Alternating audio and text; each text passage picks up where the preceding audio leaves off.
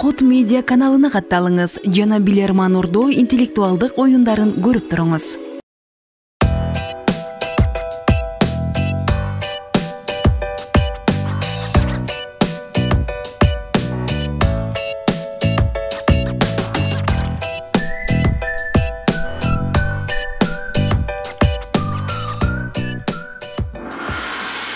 Assalamu alaikum урматтуу телекөрүүчүлөр. Кутмандуу кечиңиздер менен интеллектуалдар, айымдар жана мырзалар. Бүгүн элтерде кышкы сериялардын тандоо турунун эң акыркы таймашы. Тарага айтканда 11-чи тур. Сагынбек Маманов жетектеген команда бүгүн телекөрүүчүлөргө каршы ойногону келишкен. Мына ушул оюндан соң буйруса кышкы сериялардын финалында ким ойноорун биз билип алабыз. Мына ушул турган команда бүгүн сиздерге каршы ойнойт, ардактуу телекөрүүчүлөр. Анда эмесе мен команда курамын Ордого чакырууну баштаймын. Темирлан Мамасалиев бүгүнкү оюнга келген команда мүчөсү, жеке ишкер.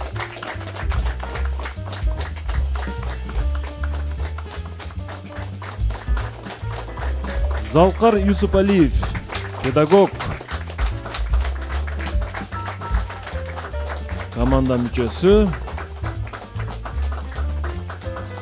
Дастан Момунов, жеке ишкер.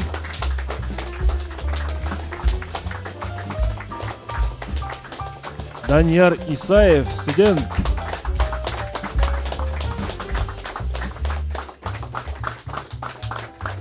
Илгизбек Шамырзаев, филолог, мыкты билерман жана республикалык мыкты мугалим конкурсунун жеңүүчүсү.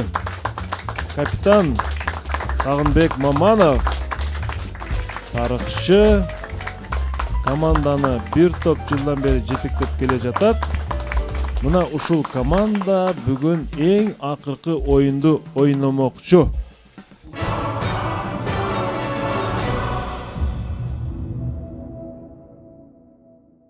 Сагын мырза, кош келипсиздер. Мына бүгүн көптөн күткөн күн сиздер үчүн чечүүчү оюндардын бири 11-чи тур. Буюрса, кийинки жума биз финалда ойноп калабыз. Бирок ким ойнойт деген чоң суроо турат. Сагын мырза, оюнга даярсыздарбы? Маанайыңыздар кандай? Эки ооз сөз. Биринчиден саламатсызбы, урматтуу алып баруучу, ардактуу телекөрүүчүлөр. Жалпы клуб буюрса оюнубуз биздин даярдыгыбыз жакшы. Буюрса Билерман Ордого келдик. Кудайым колдосо ойнойбуз, буюрса жеңебиз. Алла таалам колдосун. Рахмат. Командага жана телекөрүүчүлөргө ийгиликтерди каалап, биз анда бизге жаңы эле кошулган телекөрүүчүлөр болсо, даректерди жазып алууга чакырабыз. Урматтуу телекөрүүчүлөр, уюлдук телефонуңуздарды алып, биздин даректерди жазып алыңыздар. Экранда турган даректер демек Facebook, Instagram жана почта дарегибиз. Instagramда болсо Билерман астыңкы сызыкча Ордо жакшылап карап алыңыздар. Ушул биздин расмий баракчабыз, катталып суроо жөнөтүңүздөр. YouTube'да Билерман Ордо деп издесеңиздер, Кут медиа каналынан биздин оюндар чыгат. Билерман Ордо Facebook'та барбыз. Билерман чеки TV күчүкчө mail чеки туру электрондук дарек жана каттар үчүн Ош шаар Ленин көчөсү 330 Билерман Ордого деп кат жөнөтсөңүздөр болот. Ал эми биздин расмий өнөктөштөр, булар адаттагыдай эле Барбол, адал, таттуу, дайыма жаңы продукциялар менен бизди кубандырып келет. Жана ошондой эле актив дизайн, полиграфия жана жарнак борбору рекламалардын бардык түрүн жасап берет. Йома бургер, эң мыкты бургер, барыңыздарга жакшы маанай каалайт. Жана ошондой эле Аура Люкс Массаж Академия сиздерге бекем ден соолук каалайт. Жана Легенда Века окуу борбору дүйнөнү башкаргың келсе, анда тил үйрөн. Анда биз оюнду баштадык. Эсеп 0-0, биринчи раунд.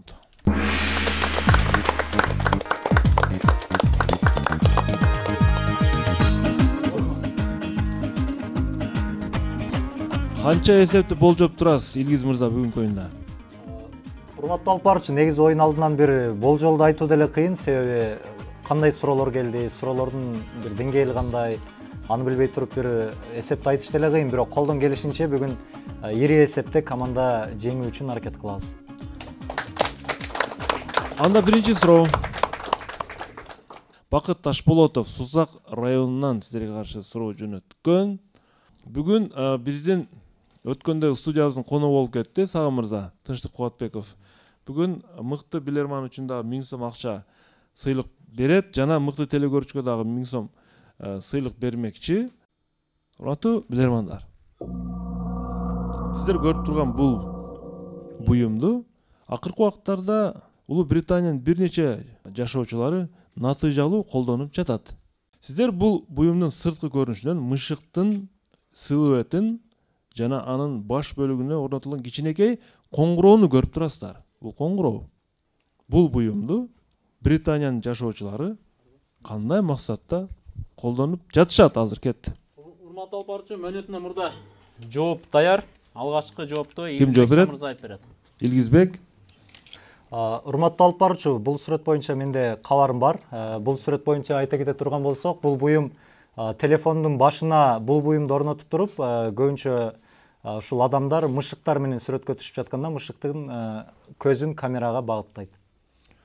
Мышыктын көзүн камерага багыттайт. Ооба. Мышык селфи тагыраагы.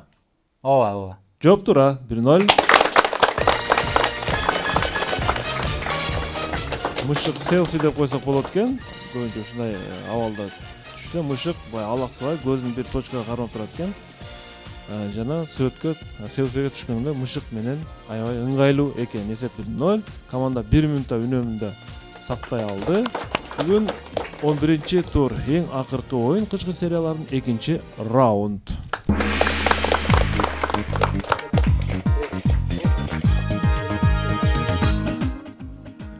Студиябызга аймактардан дагы күйөрмандар келген. Тагырага Жалал Абад шаарынан биздин Билерман Ордо клубунун күйөрмандары жана мүчөлөрү келген. Арген Шерматов турат, Насирдин Ахунов турат. Давлет Абдувалиев Өзгөн районунан сиздерге каршы суроо берет. Өзгөн район Куршап айылынан сиздерге төмөнкүдөй суроо келген.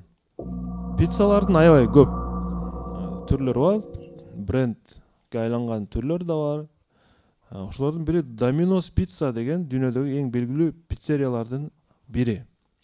Анын логотипин 1965-жылы ойлоп табышкан. 1975-96, 2013 жылдары логотипке өзгөртүү киргизишкен.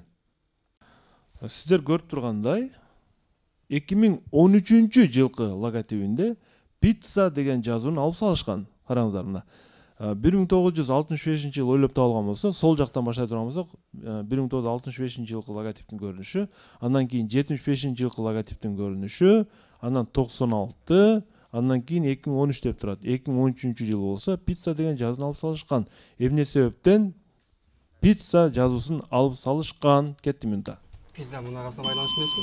2013 жылында көк түстагы ман эмеспи? Pepsi Cola'ны кошуп беребиз деген.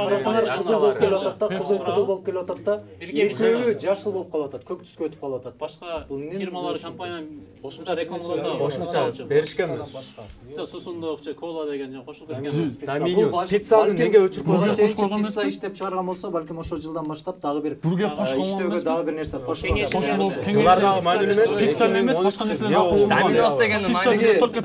Domino's деген мани. Мен ойлоп атам да, тиги кызыл көк болгондо писсадан кийин балким адамдар сагыз чайнайт, дагы сагыз кошумча иштеп чыгарат. Ошол менен кошулгандыгы үчүн эмеспи? Бакын пиццанын көлөмүндө ичиндеги бир фрукталар алмашканбы же суу, көк, эмне үчүн көк? Экөө болот атат. Бул домино оюнун дагы байланыштырбайлыбы? Ошо писсада бир өзгөчөлүк болгон да жигиттер. Кайсы же 2013 жыл кандай окуялар болду, ошол окуяларга багыттайлы эле. 2013 Олимпиадага же башкага байланыштуу. Менин оюмча пизza менен арасында бул байланыш эмес. Кыйшайып турган. Сагын мырза убакыт аяктады, талкууну токтотобуз. Урматтуу алып баруучу, суроого жоопту Темирлан Мамасалиев берет. Темирлан. Урматтуу алып баруучу, биздин жооп төмөндөгүчө. Domino пицца жасаган компания бул 2013 жылы пиццадан башка дагы башка бир продукцияны кошкон болушу мүмкүн. Булар өздөрүнүн Domino пиццаны алып салуу менен ошо пиццадан башка дагы бир өндүрүштү же болбосо бир продукцияны өндүрөбүз деген максатты камтыган болушу мүмкүн. Биздинче ушундай. Кандай продукция болушу мүмкүн? Кошумча суусундук болушу мүмкүн. Же болбосо оюнчуктар болушу мүмкүн балдар үчүн. Ошон үчүн алып салган дейсизби? Ооба. Сиз өзүңүз пицца сүйүүчүлөргө киресизби? Убак менен татып турабыз пиццаны. Пицца жасап көргөнсүзбү? Студенттик кезде жасачу. Мен жоопту кабыл алдым. Туура жооп. Доминостун менюсуна, урматтуу билермандар, башка тамактар дагы кошулгандыгына байланыштуу, мисалы үчүн айталык десерт, дагы нан түркүмдөрү, жана дагы башка бир продукциялар кошулганына байланыштуу, алар пицца деген жазууну алып салган. Мындайча айтканда, бул универсалдуу тамактын түрүнө айланып калган. 2 ноль жооп туура. Же ушундай жөндүү вариант бар беле талкууда? Негизи талкууда аябай көп варианттар болду.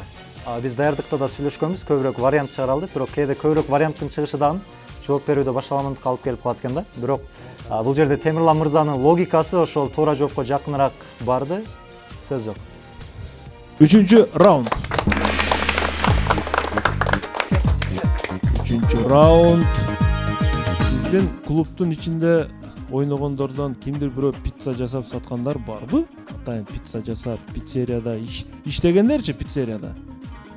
Жокпу? Жалаң жей тургандар экен, э? Нурдөлөт Маманов, Алай район Кабылан Көл айылынан силерге каршы суроо берет. Урматтуу билермандар, роботтор жөнүндө суроо. Дүйнөдө роботторго тиешелүү, эми робот бул жасал интеллект деп коебуз да, бул искусственный интеллект. Роботторго тиешелүү 3 гана мыйзам бар. 3 гана мыйзам бар. Алардын экинчиси, робот адамдын буйругуна баш ийиши керек.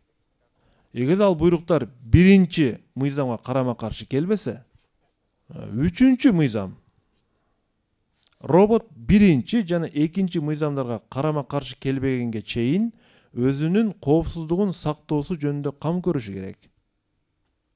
3-чү мыйзамды айттым. Урматтуу билермандар, сиздер төмөнкү 2 мыйзамды эске алып, роботтехниканын биринчи мыйзамын таап бериңиздер. Эмне деп жазылышы мүмкүн кетти? Адамга зыян келтирбеш керек. Же баягы терс программалар орнотулуш керек. Адам мен эң биринчи жасаган адамга каршы. Жок, адамга зыян келтирбеш керек. Эме болсо керек. Адам ойлоду жакшылап жеп коет деген. Мыйзамда негизи ушуну болсо керек. Адамга тийгиз албайт зыян. Зыяндуу болбош керек. Адам затына зыян болбош керек. Эң башкысы. Робот жолдо бара жатып жыгылып түштү, мындай коопсуз болуш керек да. Же бул робот калаң техникадан жасалыш керек деген бар. Ошол зыян тийбеш керек. Бул мыйзам ошол роботко да тиешелүү да. Жасалма интеллектке кетип атат. Бар десең, бар жаат десең, жаат турчу. Эгерде биринчи мыйзамга каршы келбесе болбойбу? 3-чү мыйзамда адам канчалык карма каршылык келбесин биринчи жана экинчи мыйзамга каршы келбеген өзүн коргосо болот. Адамга зыян келтире албайт же келтирбеш керек деген мыйзам. Кош элдерге жалпы коомчулук баардык робот адамга жардам берүү үчүн Адам затына каршы келбеш керек да, согуштун максатында дегендей. Буйрук бериш мүмкүн да. Ошону так аткарыш керек. Кинодо деле Коопсуздук эмес Адам затына деген жоопту айтпайлы. Жок, коопсуздук ага жалпы элдерге бериш керек болсо керек. Сагынбек. Урматтуу алып барчу, суроого жоопту Данияр Исаев жооп берет. Урматтуу алып барчу, роботтор экинчи жана биринчи мыйзам, биринчи жана экинчи жана үчүнчү мыйзамды карасак, демек роботтор биринчи мыйзамы адамдарга эч кандай зыян келтире албайт же келтирбеши керек. Адамзатка. Деп ойлойсуз. Жооп кабыл алынат. Качандыр бир кезде робот жасашым керек деп бир ойлонгонсузбу, Данияр? Кызыкчу эле мага. Туура жооп. Биринчи мыйзам, робот адамга зыян келтирбеш керек. Биринчи мыйзам. Эч кандай зыян келтирбеш керек. Ансыз ал робот болбойт. 3-0 эсеп. 3-0. Алдыда бир топ раундтар бар. 4-чү раундга старт беребиз. 4-чү раунд. Кудайбек Ташиевдин өткөн коюнундагы эң мыкты суроо бул кайсы суроо болду? Сынык колчатыр жарганаттын абалындагы көрүнүш болчу. Азамат Тулабаев, Ала Бука районунан. Урматтуу билермандар. Күкүрт колдонобуз бүгүнкү күндө. Күкүрт чыгарган заводдордо сиздерге алгач мен күкүрттүн ошол бир көрүнүшүн көрсөтөйүн. Карасаңыздар, ушул күкүрттүн данын учундагы сырга кызыл түстө деп турат. Эми ар кандай түстө болот. Боз түстө, кызыл түстө, жашыл, көк дегенде темир затын кошушат буга. Ушул сырга темир затын кошушат. Бирок ал темир затын кошуу дегени күкүрттүн күйүшүнө жардам берүү деген эмес. Ал жардам бербейт күкүрттүн күйүшүнө. Анда эмесе темир зат эмнеге кошулат? Кетти минут. Колдонуп чыгышымы? Темир не окуйт? Датпас кетет. Ошону Жылуулукту каймап туруш. эгер темир болбосо укаланып кетпейби бул? Жок, баягы күйүп атканда бул жака чейин ысыктык өтүш керек да. Бул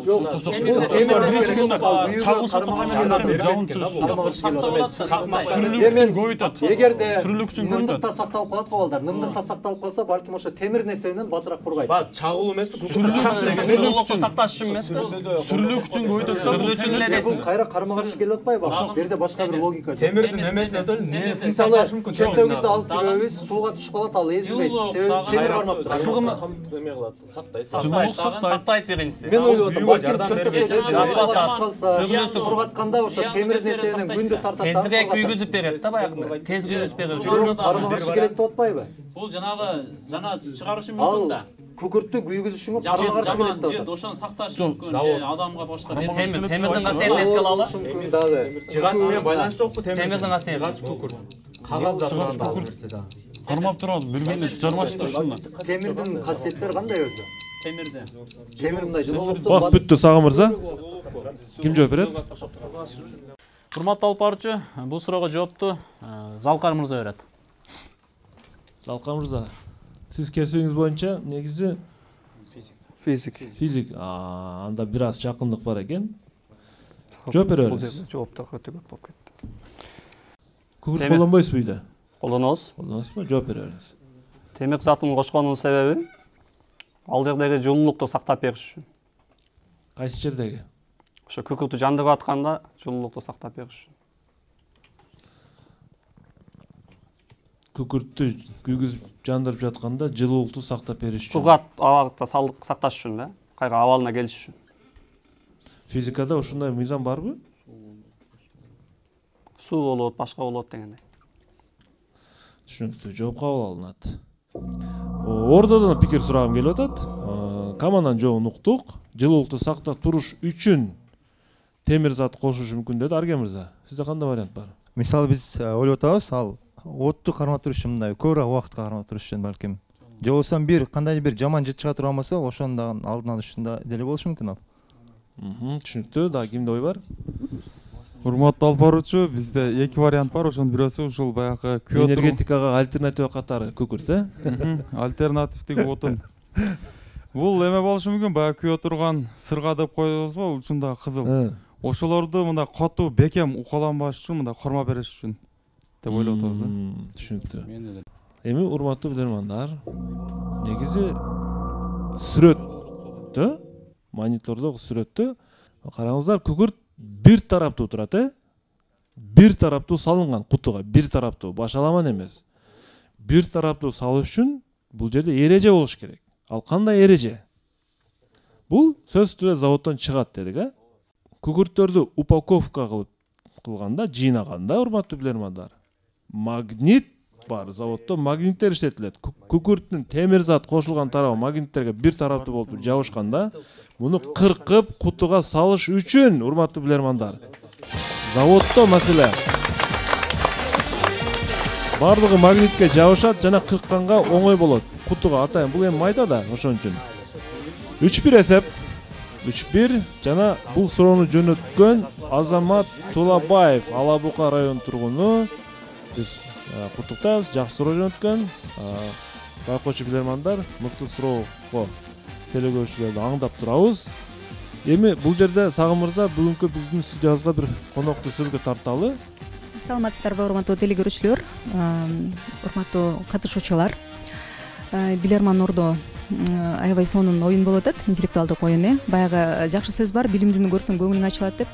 Ушул келип алып аябай көңүлүм ачылып турат азыр. Мен өзүм тааныштыра кетсем, менин атым Роза. Мен Ихсан коммерциялык эмес турак жай кооперативинин өкүлү болом. Бүгүн биз Сагын мырзаны колдоп келдик, Ихсан компаниясы. Биз Сагын мырзаны колдоп Ихсан компаниясынын атынан 15 000 сом командага.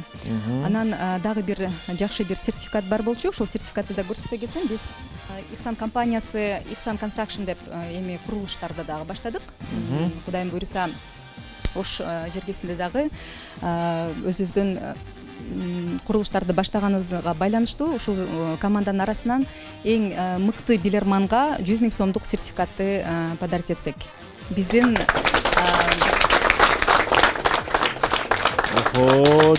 жакшы. Өтө сонун колдоо экен.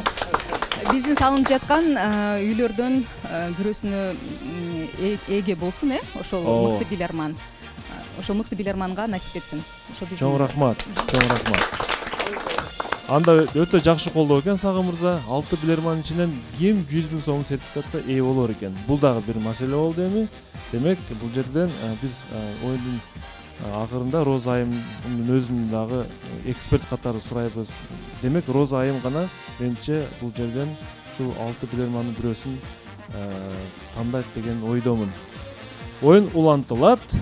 5-чи раунд.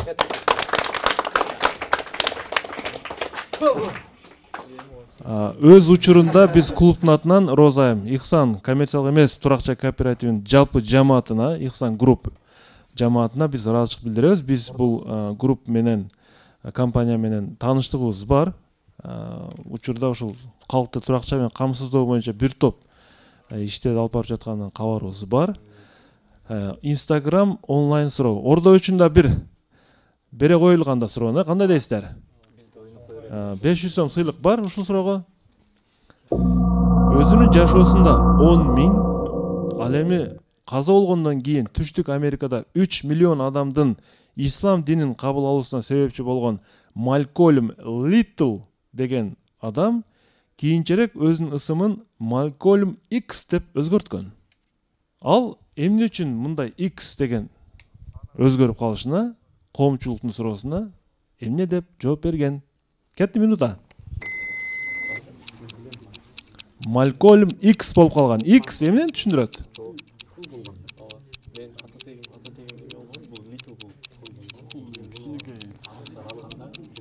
Барак берип коюңуздар, барак. Ошонун кулу дегенде булардын аты мүшүк аты жок. Малькольм X. Жооптор даяр болсо жазып бере берсеңиздер болот.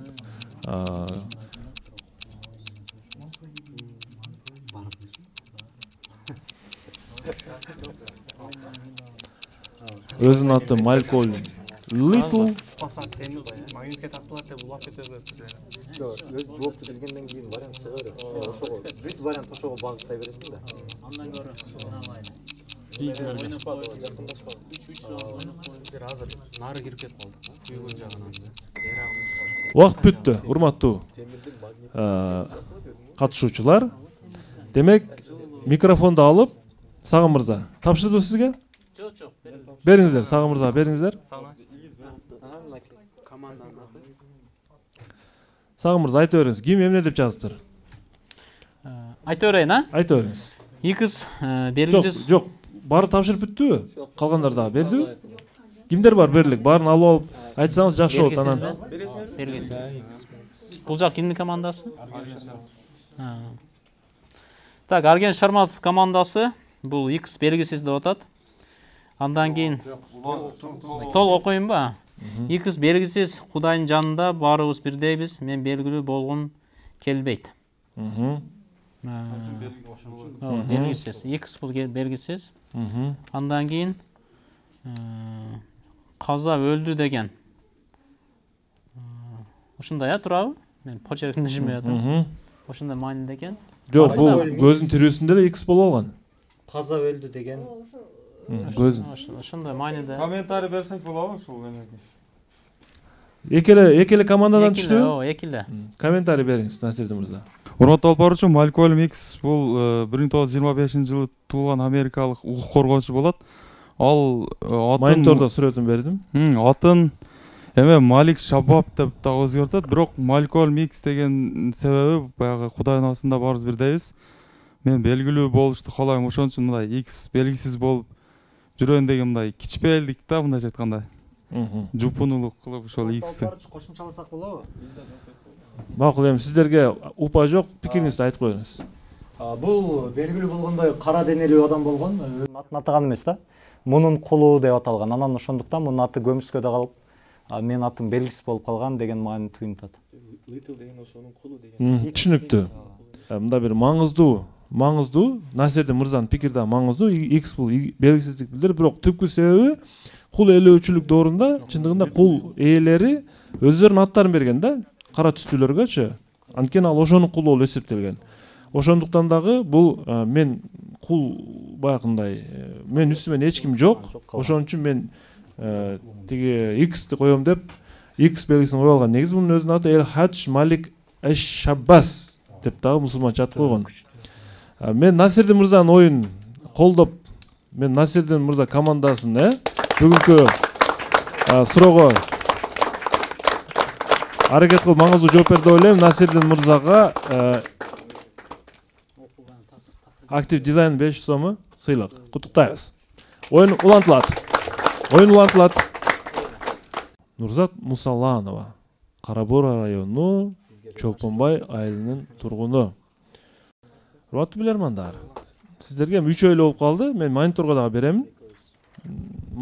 беремин. Чачкын сөздөр, чачкын тамгалар көрүп турасыздар, Урматтуу билермандар, Нурзат Мусаланова сиздерге мындай суроо берген. Бул чачыранды тамгаларды бириктирсе, 2 сап ыр пайда болот. Бул ыр саптары Майрамкан Абылкасымовага тиешелүү. Бул ыр сапта кандайдыр бир социалдык бир маанилер келип чыгат. Бул ыр сапта 2 сап социалдык проблемалар чагылдырылган. Заманбап маанидагы, заманбап учурдагы бир проблемалар чагылдырылган дейт. Урматтуу билермандар, Майрамкан Абылкасымовага тиешелүү бул 2 сап ушул жерде чачылып жатат.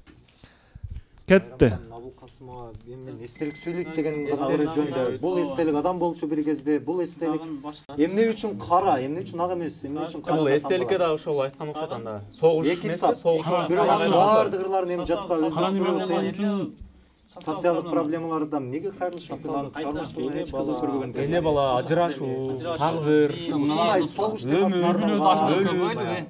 көрбөйлүбү? Бул телефон деген сөз чыгып атабы? Төрөлүү. Бул согуштан кийинки окуялардан жазса берели. Бул эстелик адам болчу бир кезде десең, сыйлоо чыкпай калып атат. Жанына бар апалы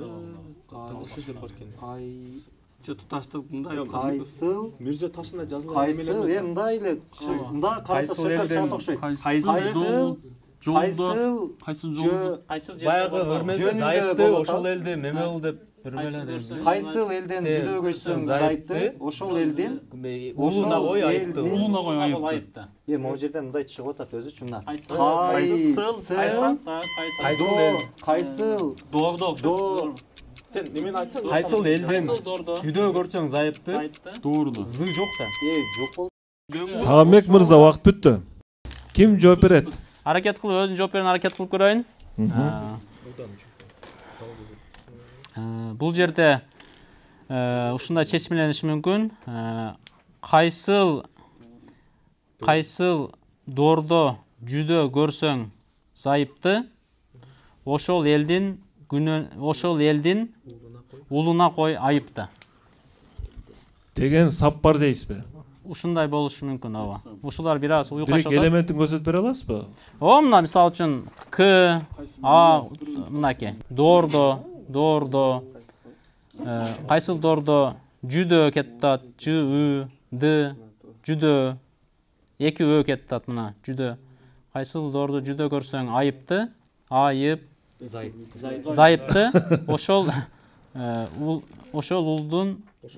ошол элдин уулуна коюп айыпты ушулуна деп ойлойсуз. Ушул буйруса, жаңылышпасам. Бул акыркы жообуңуз. Ой, эми буйруса ушул. Жооп кабыл алынат. Мен туура жоопту айтайын.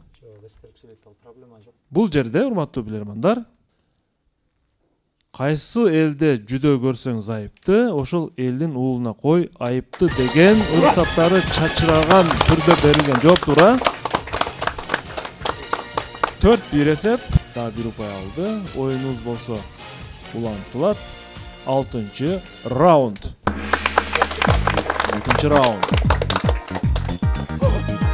Урматтуу телекөрүүчүлөр, бүгүн 20 февраль, жекшемби күн, 11-чи тур, кышкы сериялардын эң акыркы финалга болгон командалык оюн.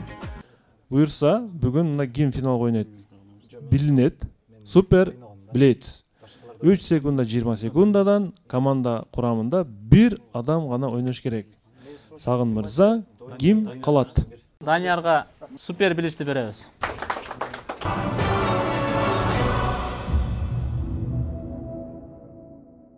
Кандай сиз атасыз өзүңүздө?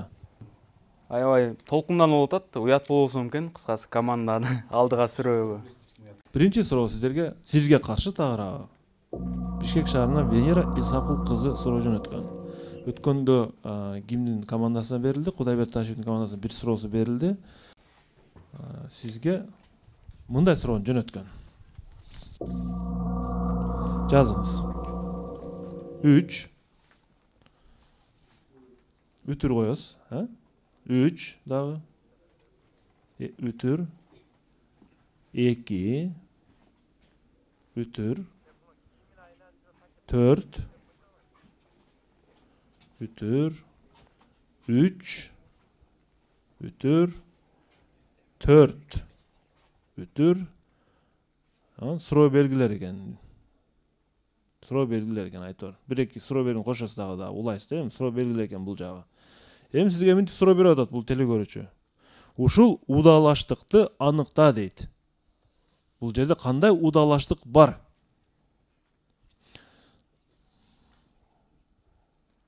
3 убакыт 20 секунда кетти.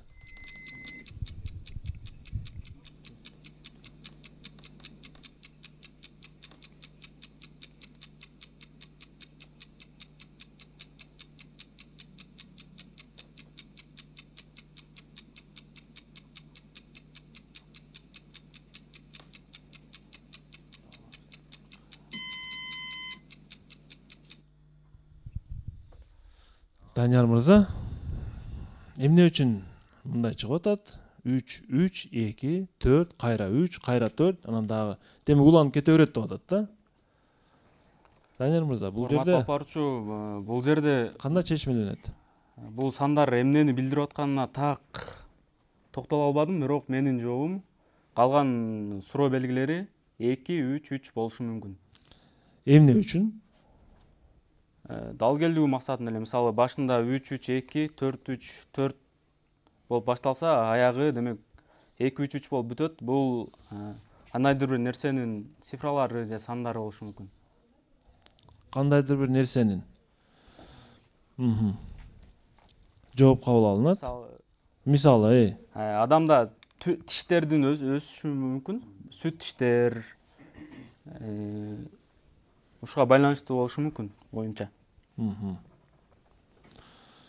Эми мен туура жоопту айтайын. Бул жерде кадимки эле сандарды кайра эле сандык негизде бул жазган. Мисалы үчүн биринчи 3. Бул өзү 1. Эмне үчүн 3 болуп калды? Данияр мырза. Себеби 1 деген сөз 3 тамгадан турат. 2 и ал да 3 тамгадан турат. 3 эмне үчүн 2 деп турат 3? 2 тамгадан. 2 тамгадан турат. 3 4 эмне үчүн 4? Ал 4 тамга. Айтор ушундай. Калган цифралардагы ушундай тамгалык эсеп менен жазылмакчы болчу. Команда блиц раундтан ийгиликсиз болуп калды. Биринчи суроодо команда өтпөдү. Команда курамында кимде бул жооп бар эле? Илгизде, Сагында, Темирланда, Залкарда кимде бар эле? Я. Залкар мырза сизде бар беле? Мейли, бул эми бешене. Бешерсе эмес, оюн улантылат. Венера Исакул кызы Бишкек шаарынан бул суроону командага берди. Команда тагыраагы Данияр мырза таба алган жок. Жалпы эсеп өзгөрөт. 7-чи раунд. 7-чи раунд.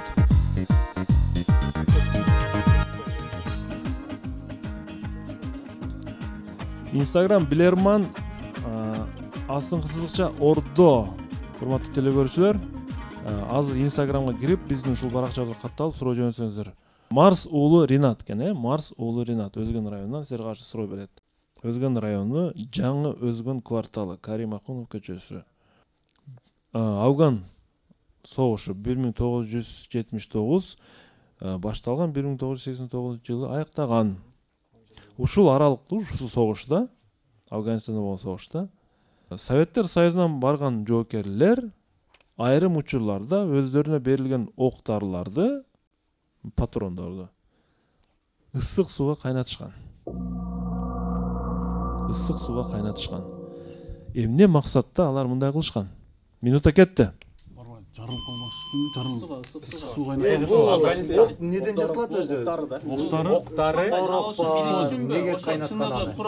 Сууктан, тоо афгандар неден жасалат? Тамак ашы кандай болот? Ал жак тамак ашы мисалы дагы бир мамлекетте бар, кадимки эле темирди кайнатып туруп, ошо ичет да, организмге темир алуу максатында. Ол тамактанууда байланыштуу эмес кайра.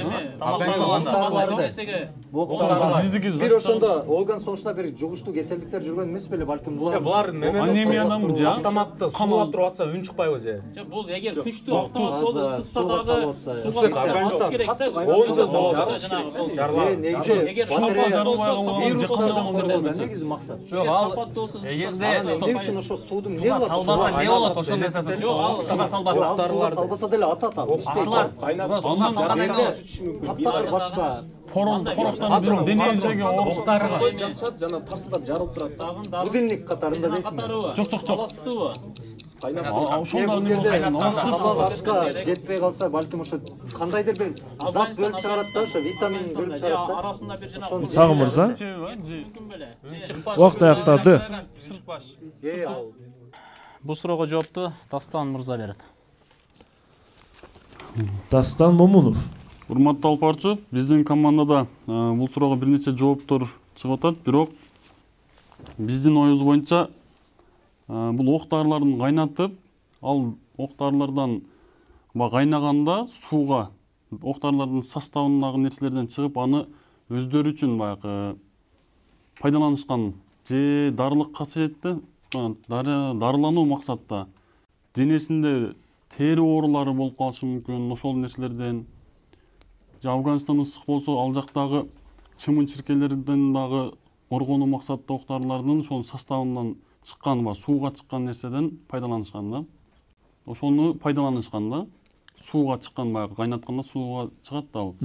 Ошонусун өздөрүнүн солдаттар үчүн пайдаланган да. Түшүнүктүү. Жооп кабыл алынат. Семетей мырза, кандайсыз? Ден соолук жакшыбы? Магистр. Кандай дейсиз бул суроого? Семетей мырза, сизде вариант. Урматтуу алып баруучу, биз дагы ойлондук. Биз дагы аскердик факультетте 2 жыл окуганбыз.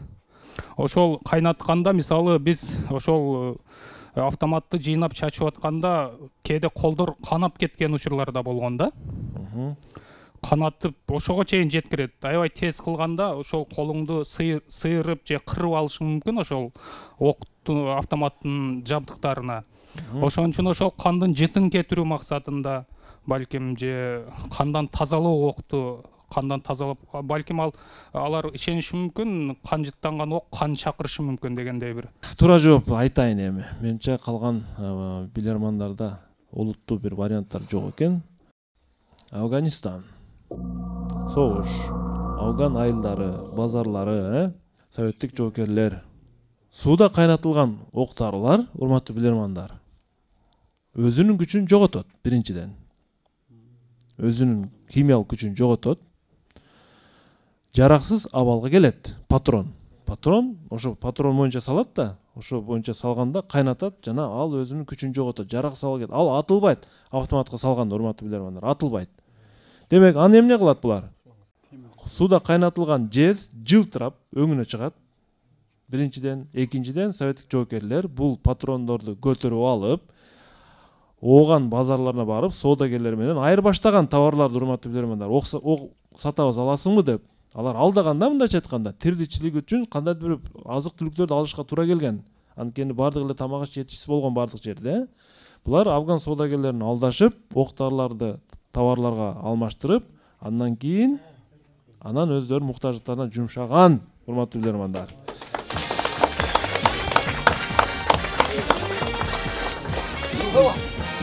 Марс уулу Ринат өлгөн районунан бул суроонун ээси Телегөшө тарапка 1 упай алып келди жана жалпы эсеп азырынча 4-3. Бүгүн Сагынбек Маманов командасы менен 11-турда ойноп жатат.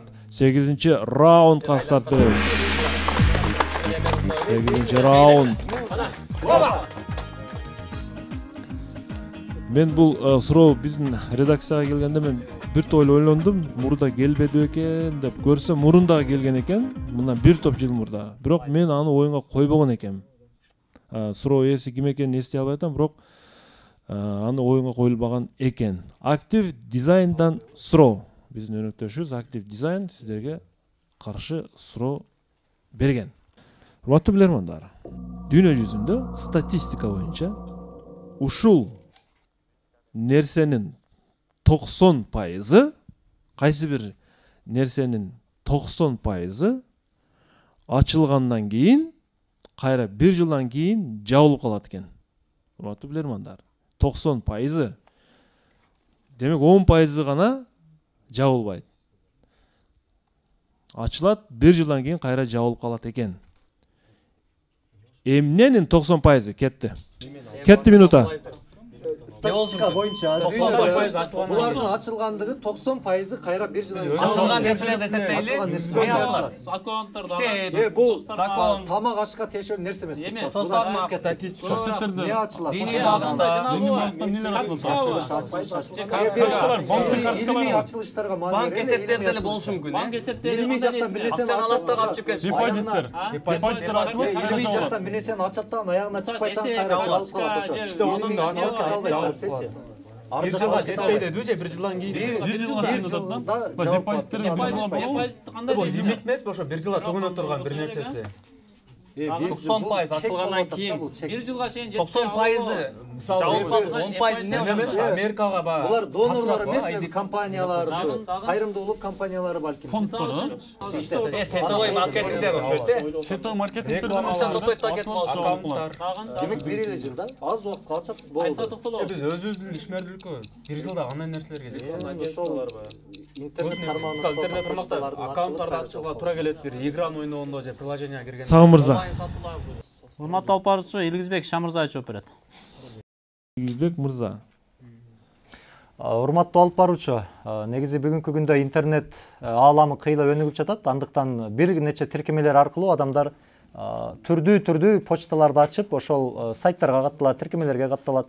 Биз ойлоп атабыз, балким ошол кайсы бир социалдык тармакка кирген адамдар почта ачып кирет, анан пайдаланылбай калса, эми почта ачты да пайдаланылбай калса, 1 жылдан кийин ошол адамдардын санын пайдаланылбаган пайдасыз адамдардын санын көбөйтпөө үчүн ошол тармак аларды өчүрүп таштайт, жаап коет.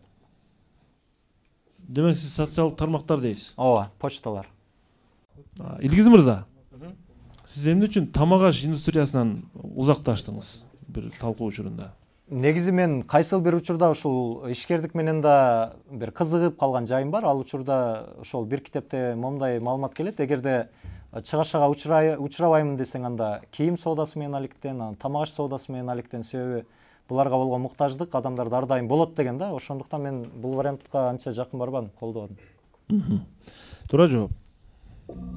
Статистика боюнча дүйнө жүзүндө ресторандардын 90% ачылгандан кийин 1 жылдан кийин кайра жабылып калат экен, урматтуу билермандар. Ресторан бизнеси.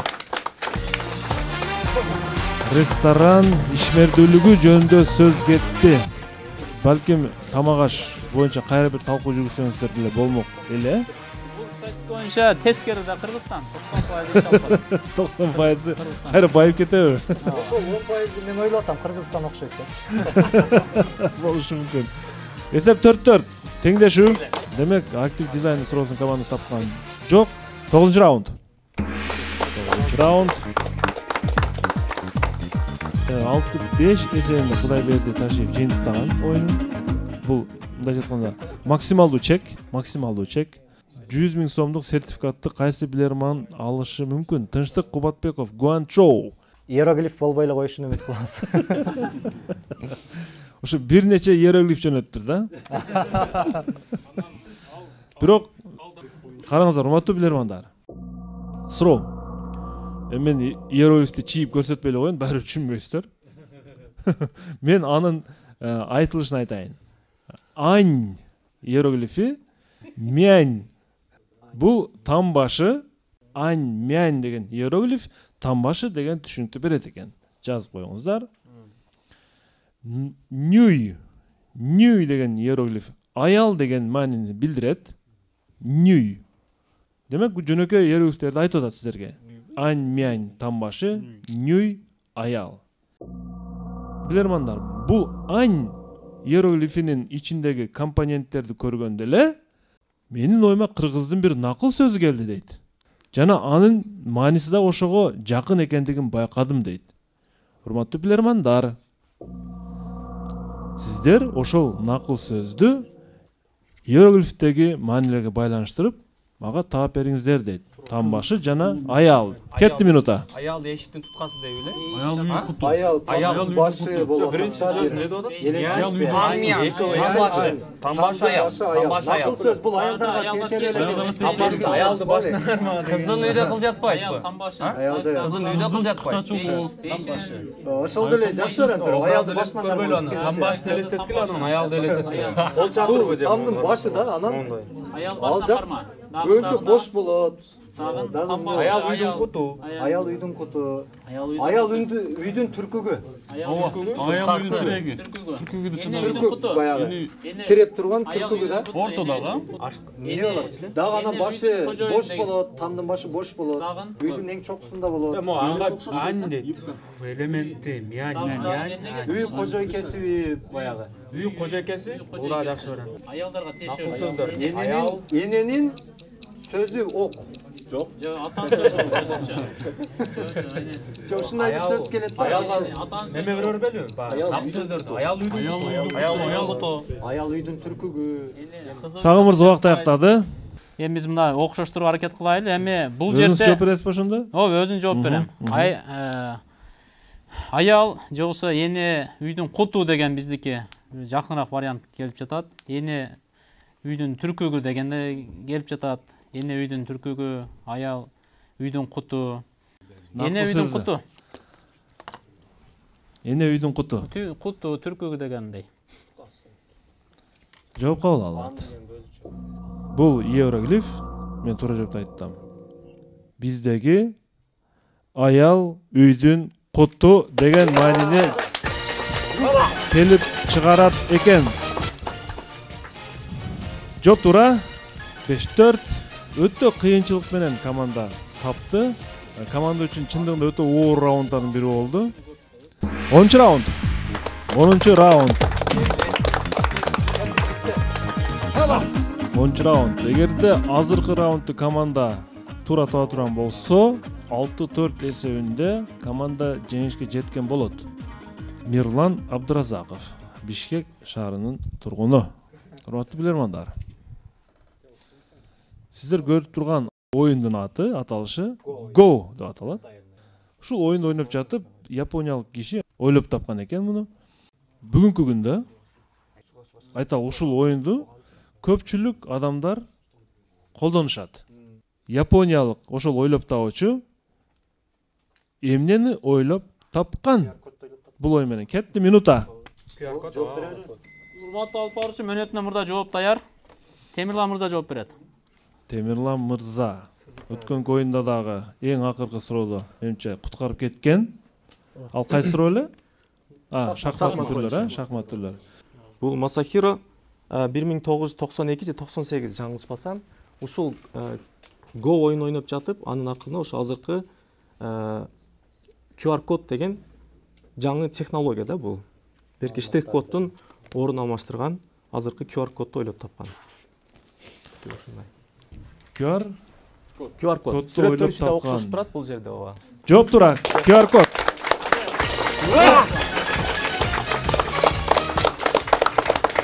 Мына ушинтип урматтуу телекөрүүчүлөр, Сагынбек Маматовдун командасы 6-4 эсебинде кышкы сериялардын 11-турунда жеңишке жетиши жана кышкы сериялардын финалдык туруна жолдомо алды. Куттуктайбыз команданы, куттуктайбыз. Эми анык болду, ким финалда ойношу анык болду. Кудайберди Ташиевдин командасына биз чоң ыраазычылыкты билдиребиз. Аябай жакшы оюн көрсөткөн, бирок акыркы эсеп 6-4 болгондугуна байланыштуу Сагынбек Маматовдун командасы финалга ойнойт. Оюн болсо жыйынтыкталды, урматтуу билермандар, телекөрүүчүлөр, барыңыздарга чоң рахмат. Ал эми биз болсо мына бүгүн бул жерде биздин Роза айым Ихсан групптан келип турат. Команда үчүн колдоп атайын 15 000 сом акчалар сыйлык алып келиптир жана өзү сертификатын көтөрүп кетти компаниянын атынан. Алгач биз сөздү Семете мырза. Урматтуу алып баруучу, команда жеңишке жетишти, куттуктайбыз. Азамат финалга жолдомо алгандыгы менен да куттуктайбыз. Анан бүгүн көп оюнда жакшы самалык бар экен. Ана биздин ушул өнөктөштөрүбүздүн саны өсүп атат барган сайын. Жана бүгүн дагы ушул Ихсан групп компаниясынан бизге демөөрчү келиптир. Бул дагы бизди кубандырат. Иштерине ийгилик каалайбыз учурдан пайдаланып. Анан бүгүнкү оюн жөнүндө айта турган болсок, оюн жакшы жүрдү. Команданын талкуусу жандуу. Билим мындай изденгендиги дагы, даярдангандыгы дагы байкалып турат. Ошо сыяктуу бул команда дайым активдүү катышат, оюнга дагы дайым келет. Мына мүчөлөрү ар бир оюнга катышкандыгын да белгилеп коюш керек. Андыктан да бүгүн жеңиш болду деп эсептейбиз. Ал эми мыктылыгын көрсөтүп баары эле мыкты ойноду. Бирок арасынан биз байкадык, көпчүлүк идеялар ушу Данияр мырзадан чыгып атты. Тилекке каршы Блиц раунд Данияр үчүн ийгиликсиз болуп калды, бирок негизги башка раунддарда жанагы Нурзат айымдын суроосун дагы абдан татаал суроолордун бири катары көрсөк болот. Ал идея дагы ушул жигиттен чыккандай болду бизге. Андыктан командага ийгилик алып келди. Демек сиз азыр бүгүнкү өзүңүздүн көз карашыңызда Данияр Исаевдин активдүүлүгүн байкадыңызбы? Биз Данияр мырзаны бүгүн мыкты деп таптык. Түшүнүктүү. Ал эми суроолордон болсо, ушул мына 14 февралда менимче ушул 15-inde öyle. 15-inde ушул Афган жоокерлеринин 33 жылдыгы белгиленди окшойт. Ошол жагында эске алып таталуу суроону экендигин эске алып туруп, бизге ошол Афганстандагы жоокерлердин октарынын кайнаткандыгы жөнүндөгү суроону мыкты деди. Бул суроо Марс уулу Ринат аттуу телекөрүүчүдөн келген болчу, Өзгөн районунан октарларды сатып, мындай кайнатып, жоокерлер ошондой бир абалдар убактар болгон экен. Ушул суроону азырынча Семетей мырза магистр катары мыкты деп эсептеп атат. Урматтуу алып баруучу, бүгүн оюн 3 оюнчунун арасында жүрдү десек болот. Бул Темирлан мырза, Илгиз мырза жакшы баштады биринчи мүнөт номурда, андан кийин Данияр мырза жакшы улантты. Ошол биринчи роботтор жөнүндөгү жооп берген суроо, экинчи ошол Нурзат Мусаланова тарабынан берилген ошол Майрам Абылкасымованын ырын тапкандан кийин үчүнчү табылган суроо бул аял үйдүн куту деген варианттагы биринчи менин билишимче Даниярдан чыкты. Бул ушул 3 суроо тапты Даниярда. Ал эми Илгиз мырза менен Темирлан мырза да экөөндө тең. Темирлан мырза бир суроо, Илгиз мырза бир суроо. Акырында берилген суроо бул экиден суроо болуп калды. Ал эми ошол бүгүнкү күндө ошол бүгүнкү оюндун мыкты оюнчусу деп биз Темирлан мырзаны куттуктайбыз жана ошондой эле команданы финалдык оюнга жолдомо алышы менен куттуктайбыз. Ал эми мыкты суроо деп бул биринчи раунд, 3-чү раунд беле адашпасам берилген бул ширеңке жөнүндө 4-чү раунд экен. Ширеңке жөнүндө берилген суроо да аябай мыкты суроо. Ширеңке жөнүндө берилген суроо. Азамат Тулабаев Алабуга районунан кантип ширеңкелер баягы магниттик эмеге бир эреже менен кыркылышын жөнүндө суроосу чындыгында күчтүү суроо болчу. Азамат Тулабаевди дагы биз ошол мындай кылалы, ошол Тынчтык Кубатбековдун 1000 сом сыйлыгын ошо Азаматка биз жөнөтөбүз, Кудай буйрса. Роза эми сөз сизде. Оюнга кандай баа бердиңиз? Биринчи жолу келип атасыз биздин клубка. Кандай таасир калтырды сизге? Ушул сыяктуу пикирлерди бөлүшсөңүз. Чоң рахмат. Оюн аябай мыкты болду. Чындыгында бардык катышуучулар мыктылар экен. Мен бул жакта алдын ала башында айтып кеткендей эле биздин Ихсан Construction курулуш компаниябыздын атынан 100 000 сомдук сертификат деп айтып кеткен болчумун. Бул 100 000 сом сертификатты даже кимге беришимди да билбей калдым чындыгында. Анан бул жакта жогоруда айтылган эле сөздөргө пикирге кошулам. Мен дагы Илгиз мырза активно ойноду, анан Данияр мырза дагы аябай. Мен дагы көп байкадым, ушул нерсени Данияр мырза дагы активно катышып берди. Бирок мен азыр бул жакта бир нерсени кошкум келип кетти. Ихсан компаниясынын негизги биздин максат, миссиябыз ушул Кыргызстан жаранын, биздин жердештерибиз да, ар бир жердештерибиз, ар бир Кыргызстандын жараны муктаж, үй бүлөгө муктаж болгондорду камсыз кылуу да. Ошол себептен мен бул сертификатты Сагын мырзага тапшырайын, командага тапшырайын. Команда ич ара өздөрү чечип да, макулдашып, кимге үй муктаж болсо ошол катышуучуга да беришсин, ушул сертификатты. Ошондо туура болот го. Рахмат. Демек капитан өздөрү акылдашып, Ооба. Өздөрү макулдашып, анан бир чечимге келишет деп мен ишенем. Чоң рахмат дагы бир жолу бизди чакырганыңыздар үчүн. Аябай сонун оюн болду. Рахмат, Роза. Сиздерди дагы ушул клубтан күтүп кала бермекчибиз. Анда Сагын мырза Ихсан Group компаниясынан жана Ихсан Construction курулуш компаниясынан 100 000 сомдук сертификат кабыл алып коюңуз. Жана компаниянын атынан акчалай сыйлыкты кабыл алып коюңуз. Чоң рахмат. Куттуктайбыз. Команданын ичинен чынында ким турак жайга муктаж болсо, Сагын мырза, өзүңүздөр калыстык менен акылдашып, ошол билерманга ушул сертификатты тапшырасыздар. Жана мен ойлоймун, кийинки оюнда кимге тапшырганыңыздарды айтып коесуз финалда. Финалда айтасыз.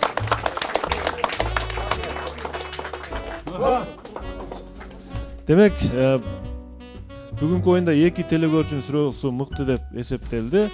Бул деген, демек, биз ойлойбуз, Марс уулу Ринат жана ошондой эле Азамат Тулабаев экөөсүнө 2000 сом сыйлык беребиз биз. Жана билермандар мына акчалай сыйлыктарын алышты. Ал эми команда ордого биз ошол Насирдин мырзага да акчалай сыйлыкты беребиз. Жана биздин дагы бир сыйлыктарыбыз бар. Бул Йома бургер жана Aura Lux'тун сертификаты. Эми Aura Lux'ту бул жерде кимге? Мен ойлойм, Данияр мырзага Aura Lux'тун сертификатын берсек, тапшырып коюңуз. Данияр мырза, ден соолукту чыңдап келесиз барып. Йома бургер сиздерди өзүнүн кафесинде күтөт. Жана Барболдон шириндиктер студияга.